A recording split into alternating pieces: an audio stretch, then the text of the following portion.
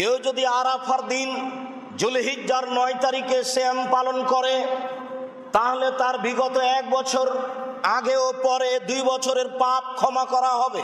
আবু হুরায়রা রাদিয়াল্লাহু তাআলা আনহু বলেন, রাসূল সাল্লাল্লাহু আলাইহি ওয়াসাল্লাম বলেছেন, মা মিন ইয়াউমিন আকসারা আন ইউতিকাল্লাহু ফিহা আবদান মিনান নারে মিন ইয়াউমি আরাফা।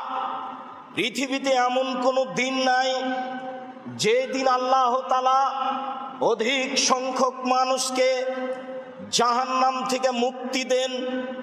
আরাফার দিনে যত মুক্তি দেন, আমরা আরাফার দিনে সিয়াম পালন করি, আরাফার মাঠে উপস্থিত হাজী ব্যতীত। রাসূল সাল্লাল্লাহু আলাইহি সাল্লাম বলেছেন, আরাফার দিন সিয়াম পালন করলে আগে 1 বছর, পরে 1 বছর, 2 বছরের পাপ ক্ষমা হবে। তিনি বলেন,